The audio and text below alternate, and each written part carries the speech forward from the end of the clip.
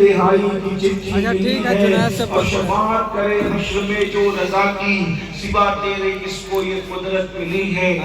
آج کی یہ محفل نیوڑا شریف کی سرزمین پر عرس حفیظی کے حوالے سے انعقاد پذیر ہے۔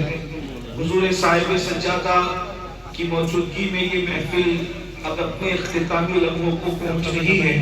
اللہ تبارک و تعالیٰ سب کی حاضری کو قبول فرمائے۔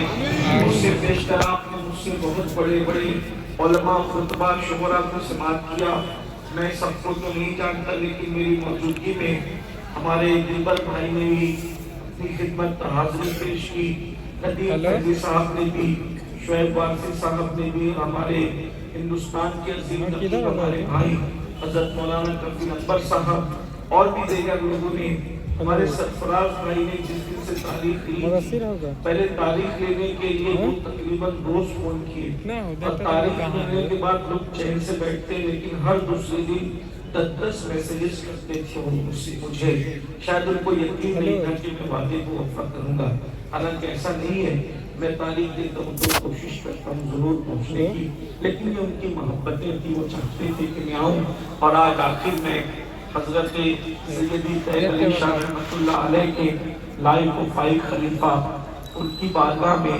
حضرت سیدی حفیظ میاں رحمۃ اللہ علیہ کی بارگاہ میں عرس کے موقع پر حاضر ہوں۔ 2 بج چکے ہیں اور یہاں سے 3 بجے ہمیں نکلنا ہے شاید، تو اب وقت بھی بہت ٹھیک ٹھاک ہے اور آپ سب لوگ محبتوں کے ساتھ نصف شب گزرنے کے بعد بھی کھڑے ہیں اور کافی تعداد میں، بیٹھوں سے زیادہ کھڑے لوگ ہیں۔ اللہ تعالیٰ بیٹھنے والوں کو بھی، کھڑے رہنے والوں کو بھی اپنی شان کے مطابق بہتر صلہ عطا فرمائے۔ کچھ باتیں عرض کرنی ہے، وہ اس کی تقریب ہے۔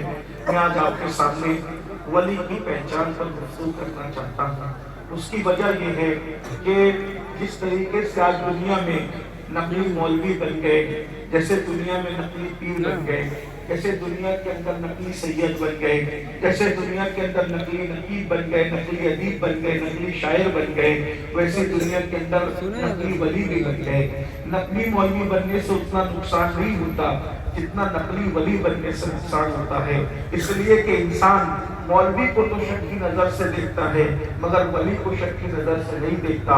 آج کل ولایت کی نشانی یہ ہے کہ جس کا جبہ خوبصورت ہو وہ اللہ کا ولی ہے، جس کی پگڑی خوبصورت ہو وہ اللہ کا ولی ہے، ہاتھ میں تھوڑا سعودی کا مہنگا سا عصا ہو وہ اللہ کا ولی ہے، مہنگی شہنی تسبیحاں ہے ہاتھ میں اللہ کا ولی ہے، ٹوپیاں اونچی اونچی ہے اللہ کا ولی ہے، کوئی قبرستان میں بیٹھ کے نشہ کر رہا ہے، بھنگ پی رہا ہے، چرس پی رہا ہے، وہ اللہ کا ولی ہے۔ اور کچھ ہمارے جیسے لوگ بھی ہیں جو ڈھونگ کرنے میں جو ہے وہ اللہ کو اکبر بازی لے جاتے ہیں کہ چلے بھائی نشہ کرنے والوں کو لوگ ولی نہیں مانتے، تسبیح پڑھنے والے کو تو ولی مانتے ہیں، نماز پڑھنے والے کو تو لوگ ولی مانتے ہیں، داڑھی رکھنے والے کو تو لوگ ولی مانتے ہیں، تو چلو اتنا کر لیتے ہیں تاکہ ہم بھی ولیوں کی صف میں آ جائیں۔ اچھی طرح یاد رکھنا، نمازی کسی کو نیک بنا سکتی ہے، تسبیح کسی کو نیک بنا سکتی ہے، امامے کی خوبصورتی کسی کو جو ہے وہ خوبصورت انسان بنا سکتی ہے، لیکن ولی نہیں بناتی، اس لیے کہ ولایت کا معیار الگ ہے،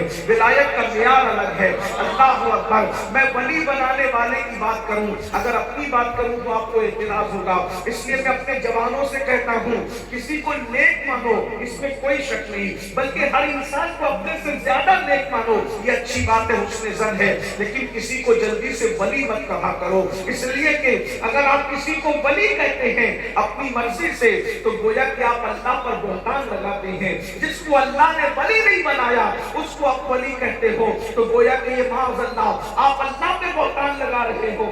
ولی کون بناتا ہے؟ اللہ ولی بناتا ہے، اور اللہ کے اسم سے اگر کوئی ولی بناتا ہے تو اس ولی بنانے والے کو حیدر کرار علی ابن ابو طالب کہتے ہیں، اس لیے کہ قاضی ثناء اللہ پانی پتی فرماتے ہیں حضرت آدم کے دور سے لے کر آج کے زمانے تک جتنے بھی ولی بنے ہیں وہ علی کے فیضان نظر سے ولی بنے ہیں۔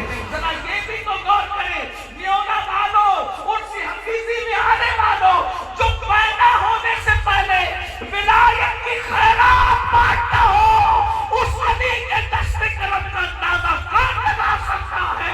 اسی لیے تو ہم کہتے ہیں کبھی دیوار ہلتی ہے، کبھی گھر کانپ جاتا ہے،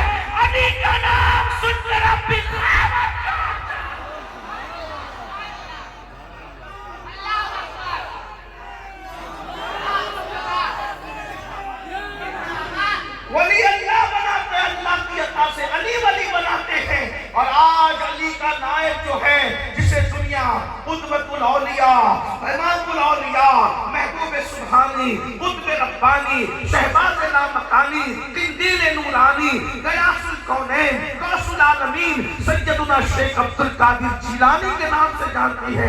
सरकार गौसे पाक वली बनाते हैं।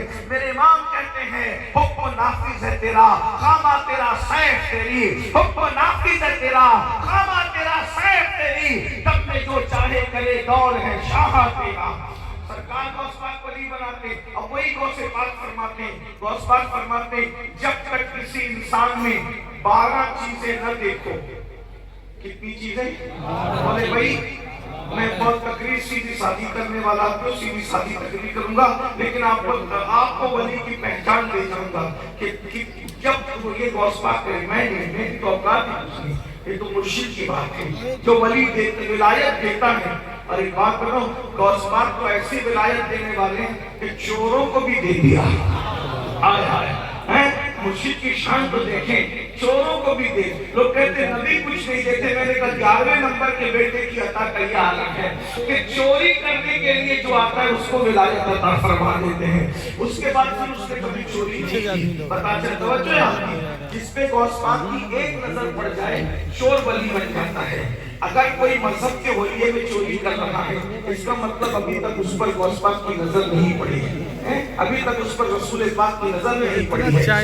भी देख लीजिएगा, 12 सिफात जब तक किसी के अंदर पैदा न हो वो अल्लाह का वली नहीं बनता। अपने आप को पहचान, देखिए पहचान से जाऊंगा तो आप नाराज मत होइए कि किसी ने कहा था कि मैं आईना दिखाऊं लगा चेहरे का, जिसे बुरा लगे वो सामने से हट जाएगा।